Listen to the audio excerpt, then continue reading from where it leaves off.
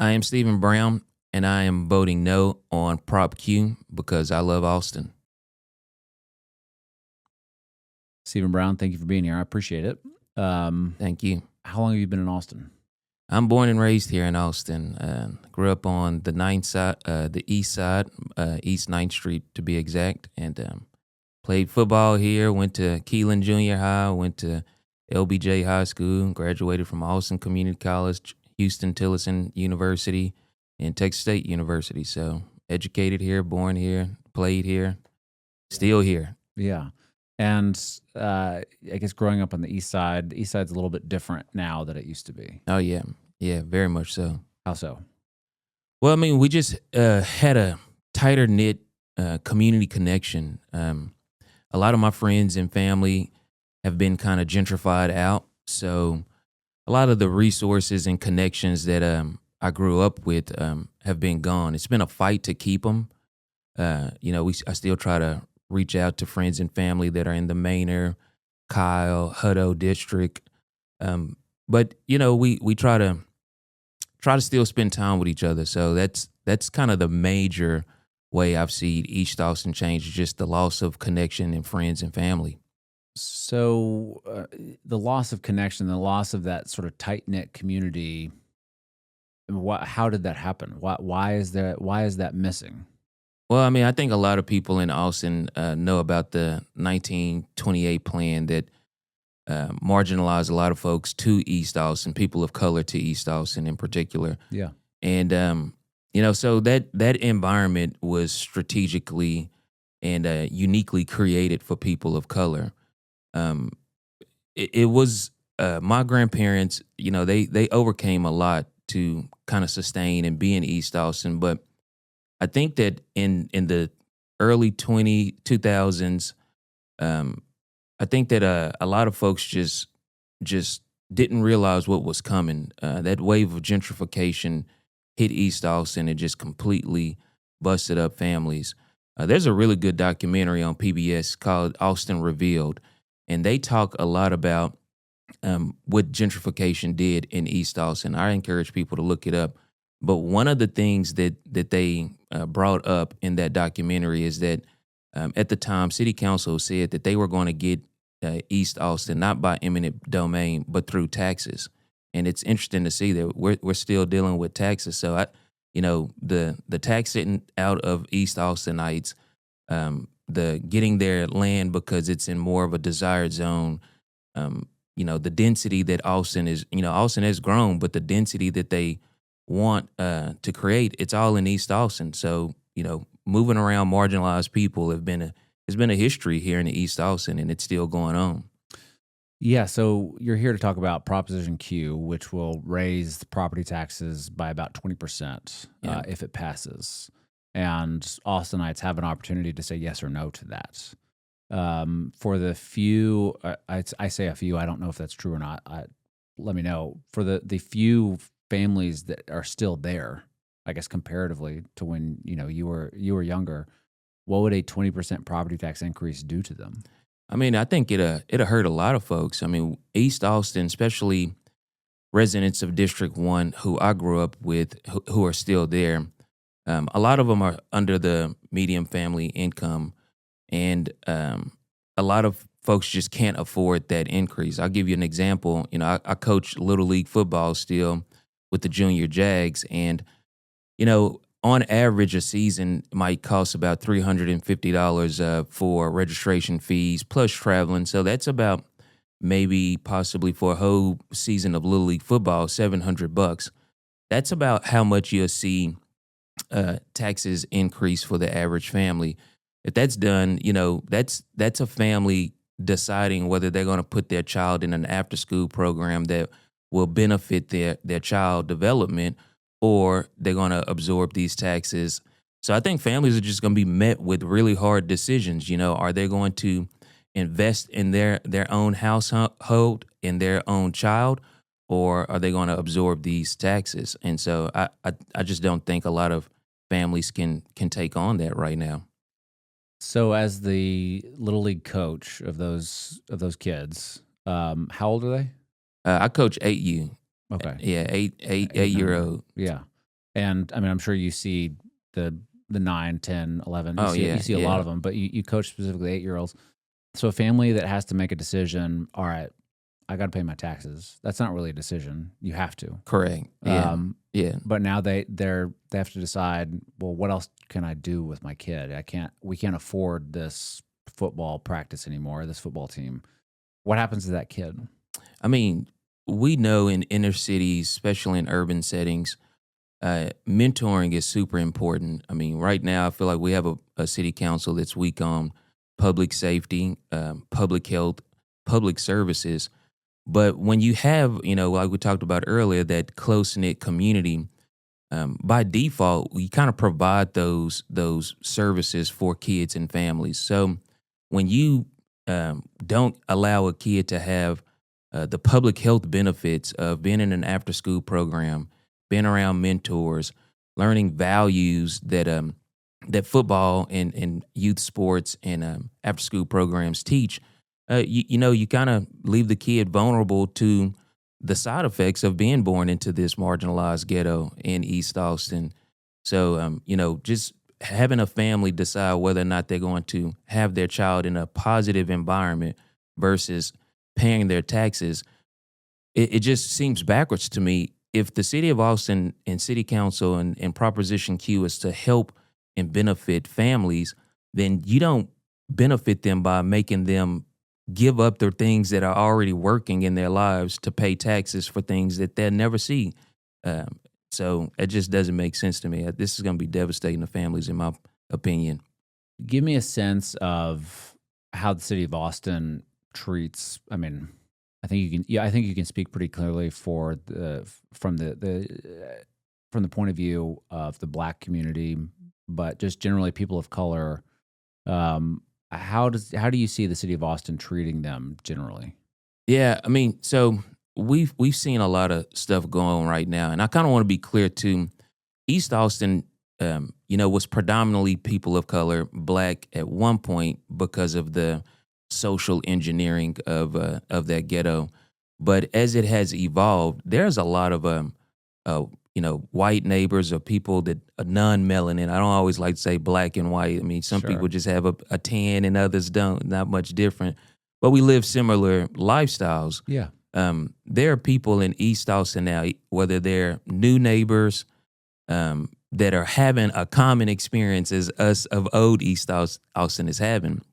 And I think that's it's important to mention and to note that this is not just affecting Black families. This is affecting all of us. We all have common experiences, and taxes being one, our kids playing together in safe environments being another. And I think that, obviously for people who have been hurt and marginalized here in East Austin, Black people in particular, this is just another assault on the psyche. It opens the wound of like, man, gentrification is happening again. But to those that are holding on here and to the new neighbors that are experiencing this, I think that it's important that we kind of come together and fight this and really show the city of Austin that this is not a black and white issue. This is a social class issue, and that the city council right now, they're treating us all the same. This is not uniquely for Black people, white people. This is the city of Austin being very paternalistic, acting like they know what's best, know better for the citizens than us that are in communion together know. I have neighbors of all colors, social, economic backgrounds. When we get together at Givens Park or when we get together in East Austin at restaurants and stuff, we're all saying the same thing. We cannot afford taxes to be raised right now. We are seeing crimes go up in East Austin. We're seeing crimes not being solved with the DA that we have. We don't deserve to be victimized. That's not a race thing. This is a classism thing, and the city of Austin just isn't listening to us. Yeah, you were the subject of an interesting story recently with the bingo card. Yeah. Tell me about that, and how did you find out about that? So a lot of people know that I've been a little vocal about this home initiative, the subdividing of East Austin so that you can allow more homes on a smaller lot size. I don't think that this home initiative is that beneficial to East Austinites. I mean, no one's coming back to East Austin to live in a tiny home. And so I've been very vocal about that. I've also had a lot of community engagement. Um, I've done a lot of community engagement, talking to people in the community. And so when I made Facebook posts to kind of keep people engaged and share information about what's going on in our district, because our District 1 representative hasn't really been present in office, I had a concerned ex-staff member who was recently ex-staff member DM me and say that my concerns were valid, and they saw firsthand how our concerns are being mocked and laughed at. And they messaged me a copy of the bingo card that they play when citizens come down to City Hall to express their concerns and grievances.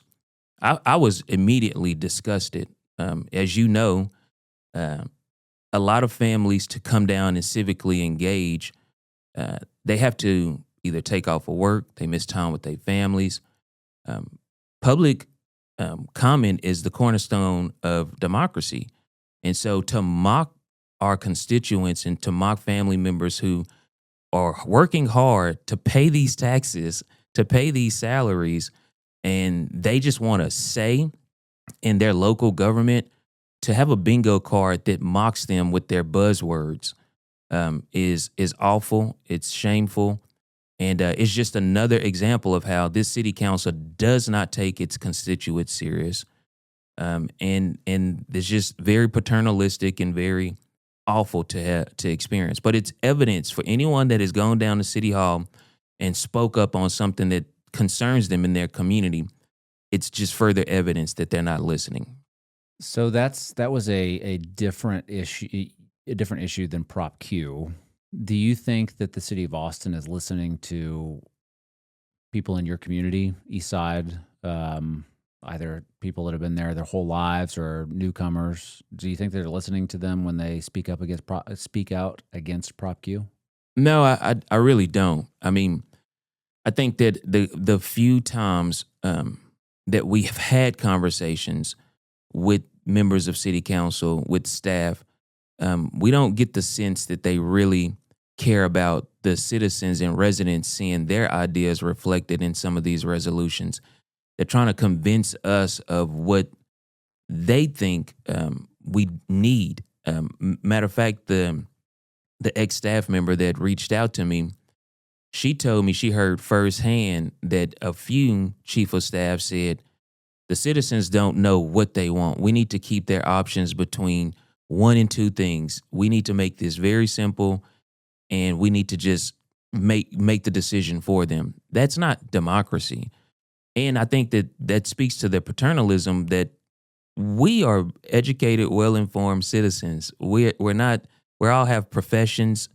We work hard enough to pay these taxes.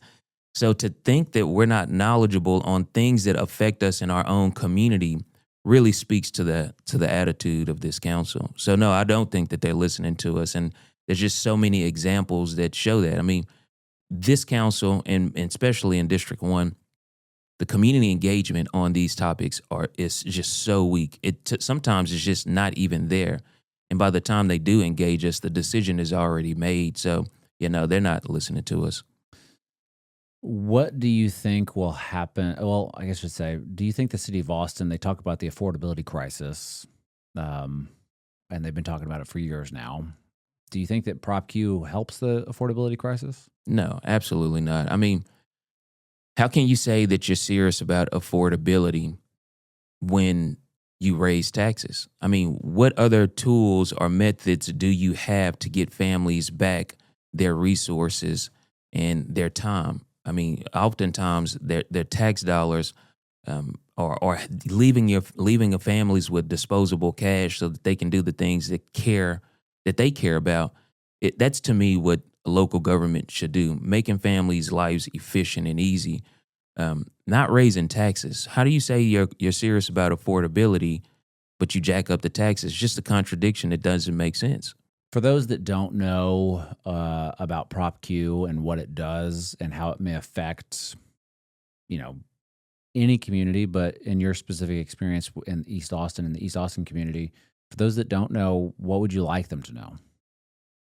First, if you get an opportunity, voting is in November. There's some early voting. You need to be registered to vote, I think, sometime in October.